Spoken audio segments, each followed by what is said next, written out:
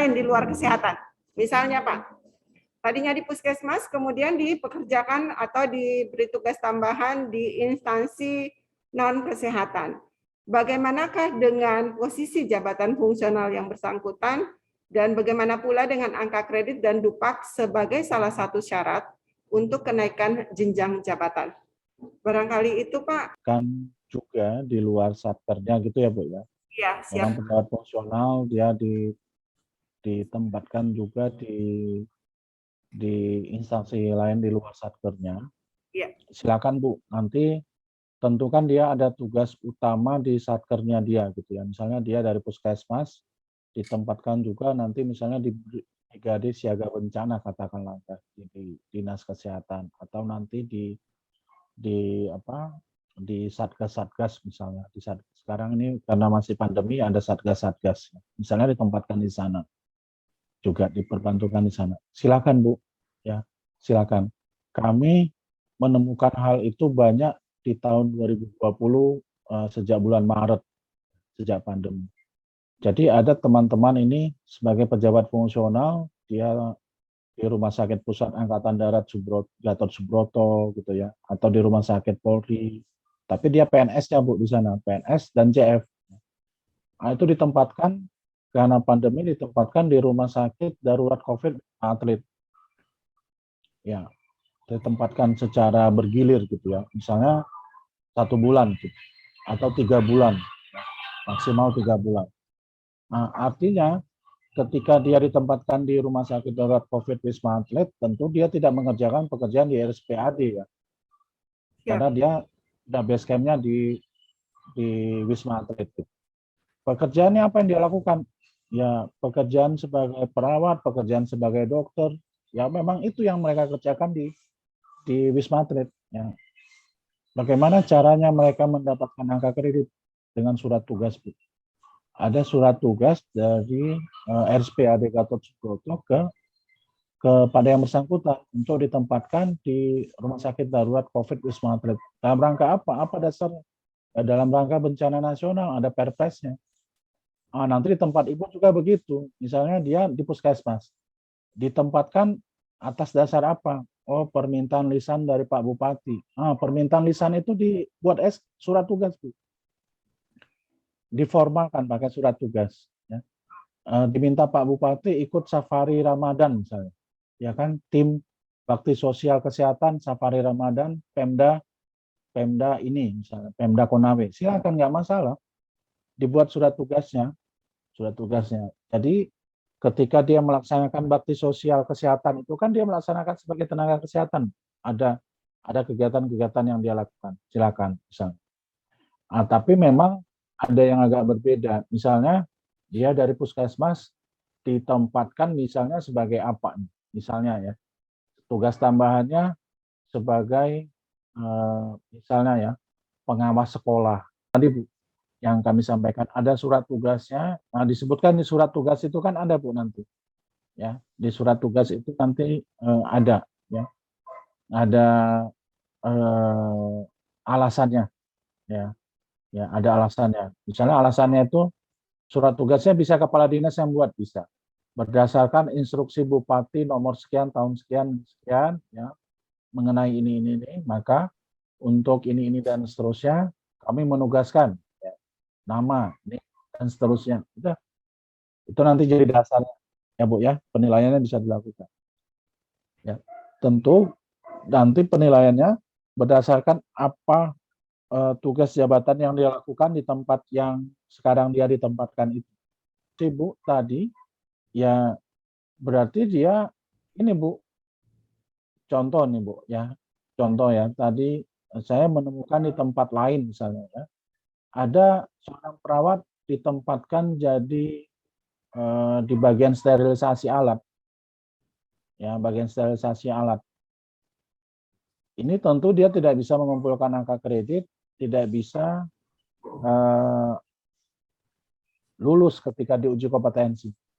Saran kami SK dia diubah saja. Ya, SK-nya diubah. Misalnya dia bukan sebagai pejabat fungsional gitu. Ya, dia bukan sebagai pejabat fungsional. Kan sudah di luar tupoksi kan, Bu. Penuh misalnya, ya. kecuali tadi tambahan misalnya, atau hanya di apa untuk cadangan. Tadi kan untuk cadangan tenaga Bu yang kita tempatkan di rumah sakit darurat COVID itu, ya. Karena kita tidak punya tenaga di sana kan. Wisma Atlet kan sebelumnya itu kan apartemen atlet, tidak punya tenaga di sana. Jadi ada tenaga yang kita mobilisasi di tempat lain. Nah, kalau ini ada yang tadi seperti Ibu sampaikan, jadi pengawas sekolah, jadi ajudan bupati, jadi apa, ya udah diubah aja jabatannya. Diubah aja jabatannya kalau begitu. Kasihan dia nanti Bu, tidak dapat memenuhi angka kredit, tidak Ya. dapat tidak dapat berkembang karirnya. Iya, betul. Pemangku jabatan fungsional diangkat dalam jabatan struktural karena istilahnya kita bisa zigzag ya Pak. Itulah kelebihan kita seorang pemangku jabatan fungsional. Kita diberi amanah untuk menjadi pejabat, misalnya jabatan struktural. Kemudian karena sesuatu hal kita kembali lagi ke jabatan fungsional kita. Kapan batas usia yang diperkenankan bagi seorang pemangku jabatan struktural untuk kembali ke fungsional? Kalau Ibu nanti katakanlah dari teman-teman ini ada yang golongannya sudah 4A gitu ya Bu ya. Ya, siapa? Golongannya 4A. 4A itu kalau in passing itu madya, kalau in passing. Tapi kalau berpindah jabatan beda Bu, belum tentu madya. Belum tentu madya. Kenapa? Karena nanti dinilai angka kreditnya selama dia masa pengalamannya tadi. Pengalaman kan sekurang-kurangnya 2 tahun. Kalau dia ternyata pengalamannya 7 tahun, dikumpulkan angka kreditnya, ternyata memenuhi angka kredit untuk jenjang madya, dia diangkat ke madya. Nah, kalau ke madya batas usianya 55 tahun. Ya Bu, di sini. Tapi kalau nanti dinilai angka kreditnya, ternyata angka kreditnya baru cukup untuk jenjang muda. Ya, dia diangkat ke jenjang muda, kalau ada formasi jenjang muda, dan batas usianya 53 tahun. Beda kan, Bu? Beda dia. Jadi seorang pejabat struktural, pejabat administrasi, yang akan berpindah ke dalam jabatan fungsional, ini ketentuannya ini. Pasal 16 ini. Ya, Bu ya. Nanti terkait itu. Batas usianya. Ya, izin Pak, barangkali begini. Contoh Pak, saya misalnya seorang pejabat fungsional. Kemudian oleh bupati atau wali kota mengangkat saya menjadi struktural misalnya kepala bidang atau kepala seksi, Pak. Iya. Misalnya saya sudah madya, otomatis saya pensiun di usia 60. Kalau saya berada di eselon 3 atau eselon 4, itu saya pensiunnya 58. Saya merasa bahwa saya rugi 2 tahun. Apakah boleh misalnya saya kembali lagi, saya meninggalkan jabatan struktural saya, kemudian kembali ke jabatan fungsional. Batas usia saya harus kembali ke jabatan fungsional sebelum memasuki masa pensiun 58 tahun. Berapa maksimal usia saya, Pak? Begitu. Iya. Jadi batas usia maksimal Bu Ratna amannya 53 tahun. Oh, 53. Amannya. Berarti amannya Bu ya. Siap. Kenapa 53 tahun? Karena tadi bisa saja Ibu walaupun 4A gitu ya, tapi ketika tim penilai angka kredit menilainya, ini hanya sampai jenjang muda ini angka kreditnya. Nah, tadi kan kalau jenjang muda kan usia batas maksimalnya kan 53 tahun. Ya. Syukur-syukur penilaian angka kredit Ibu ternyata bisa sampai jenjang madya. Nah, kalau jenjang madya kan batas usianya 55 tahun. Ya, batas usianya 55 tahun. Jadi nggak apa-apa, Ibu kan masih 53 tahun kurang, ya bisa gitu ya. Seperti itu, Bu. Ya. Pasal 16 tadi, ya. Makasih. Izin, Pak. Yang penanya pertama dari Ibu Anti. Tugas tambahan bagaimanakah dengan posisi TPP diberi tugas tambahan untuk membantu di Bawaslu sementara beliau katanya masih melaksanakan tupoksi sebagai seorang bidan. Yang pertama, memang begini Bu, kalau kita di daerah itu, kalau saya melihat pengalaman saya 2 tahun di daerah, memang kita diharapkan bisa pandai-pandai ya Bu ya, pandai-pandai. Jadi pandainya nggak sekali. Kalau orang dulu bilang pinter-pinter, tapi kalau saya bilang itu harus pandai-pandai. Artinya bijaksana, artinya bersahabat dengan semua orang. bersahabat dengan bupati incumbent, bersahabat dengan calon bupati penantang. Kalau kita bermusuhan, ya nanti yang paling jauh dari Konawe nanti ditempatkan di sana biasanya ya. Jadi kalau saya dulu PTT itu ada ST, ya ada daerah biasa, ada T terpencil, ada ST sangat terpencil. Saya di daerah terpencil, tapi ST juga ada dibagi Bu. Sangat terpencil ini dibagi. Ya, ST manis, ST pahit namanya. ST itu ada yang manis Bu. Ya, jadi biasanya yang dikhawatirkan teman-teman di daerah itu kalau kita dimutasi ke daerah ST pahit itu. Pahit lah memang keadaannya kalau ditempatkan di daerah ST pahit ya. Namanya saya sudah ST pahit. Nah, jadi saran saya kepada ibu-ibu bidan pandai-pandai, bijaksana. Ditemenin semua nggak apa-apa. Ya, tapi kalau ibu-ibu diperintahkan ini gitu ya, nanti dikaji. Saya menjawabnya sangat mantap atau saya menjawabnya dengan catatan gitu ya. Misalnya, Bu Bidan nanti ibu jadi ini ya di Bawaslu gini gini gini. Nah, ibu kaji dulu. Jawab aja di awal jawab aja baik Pak, baik Pak gitu misalnya ya, misalnya gitu yang memerintahkan siapa gitu baik Pak. Tapi kalau ibu sudah menjawab baik Pak, ibu membuat catatan. Catatannya begini. Tapi izin Pak, saya kan sebagai bidan mungkin nanti di merit system ada penilaian, ada ini izin Pak, apakah kami tetap diperkenankan untuk melaksanakan tugas pokok kami dan seterusnya? Oh ya, tetap laksanakan tugas pokok mungkin begini. Izin Pak, saya ditempatkan di Bawaslu itu sekitar 6 jam kerjanya, tapi kami melaksanakan tugas pokoknya seperti apa ya Pak? Dengan 2 jam gitu. Disampaikan saja Bu, disampaikan saja apa adanya. Tapi tidak dalam posisi menolak, ya tidak dalam posisi menolak. Kalau memang tidak memungkinkan dan memang ibu-ibu misalnya oh tidak memungkinkan 2 jam ini bisa kumpulkan angka kredit, tapi menolak juga tidak bisa. Ibu buat suatu pertanyaan yang pimpinan akhirnya memutuskan tidak jadi menempatkan ibu misalnya. Ya. Misalnya begini. Saya kalau ditugaskan pimpinan misalnya ya, saya ditugaskan pimpinan itu misalnya sesuatu yang sepertinya agak berbahaya gitu ya, agak berbahaya. Saya sampaikan. Ya. Ini pengalaman saya 2005, 2008, saya sering ditunjuk jadi ketua panitia pengadaan barang ya, ibu-ibu ya, jasa pengadaan jasa. Gitu. Pimpinan misalnya menunjuk A, B ya gitu ya, menunjuk A dan B. Gitu. Saya bilang Pak, yang A ini, yang A itu bisa Pak kita akomodir ya.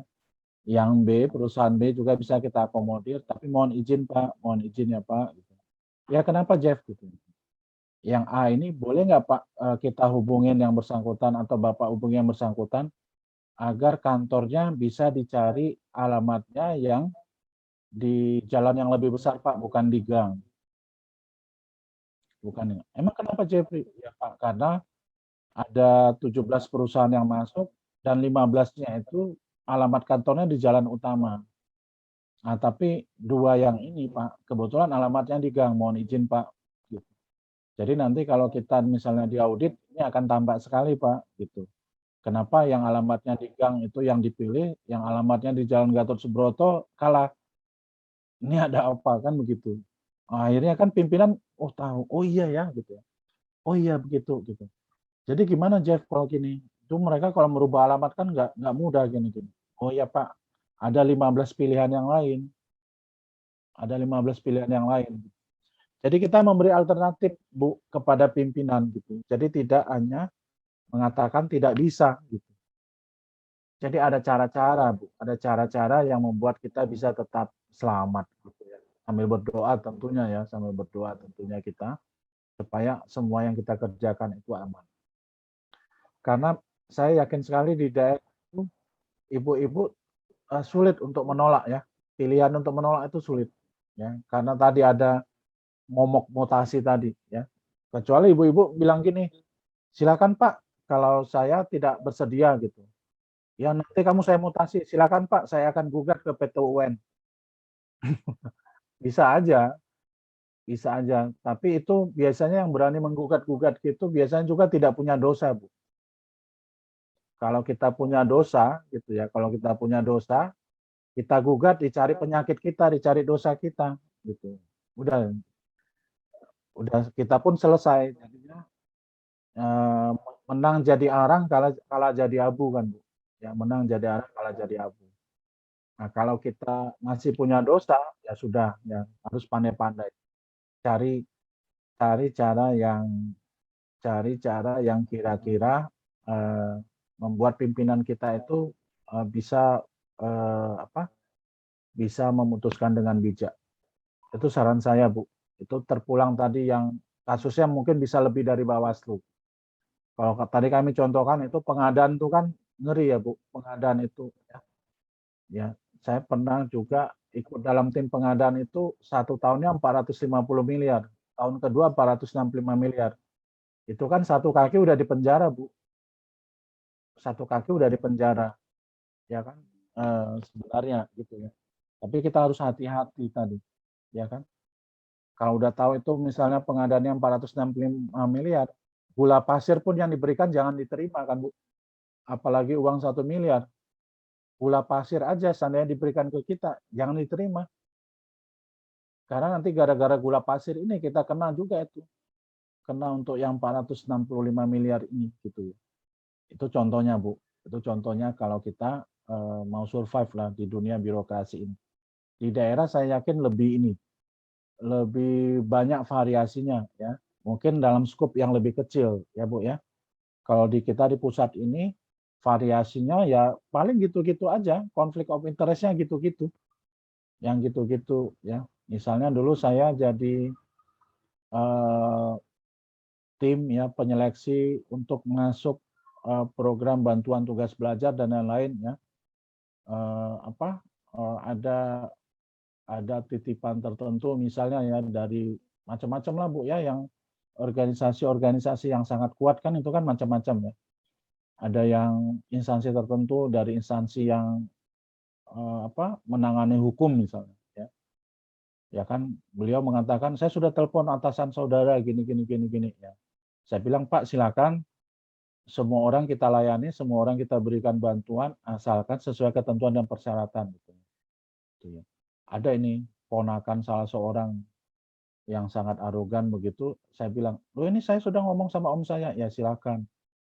Ini dilengkapi saja Pak persyaratannya A, B dan C sampai L." "Oh saya nggak mau begini begini begini." "Oh berarti kami nggak proses."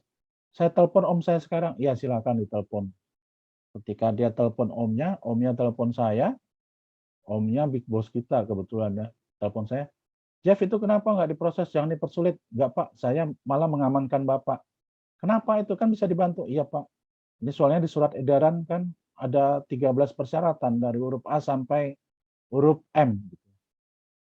Ya. "Itu siapa yang buat surat edaran?" "Ya Bapak yang tanda tangani surat edarannya." "Oh mateng aku kalau gitu Jeff," katanya. "Berarti nggak mudah ya titik-titik." "Iya Pak," gitu. "Nanti Bapak yang kena," gitu. Nah jadi gitu Bu, itu cara-cara itu jangan ditolak dulu. Jangan ditolak dulu. Nanti saya berharap ibu-ibu punya kebijaksanaan, ya, punya kebijaksanaan. Ya. Tapi jangan mantap sekali menjawabnya, siap Pak, gitu. Siap, tapi masuk bui, ya. Jangan Bu, jangan.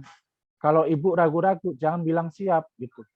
Baik Pak, tapi nanti kami coba ini Pak ya, kami sambil siapkan ini. Ya.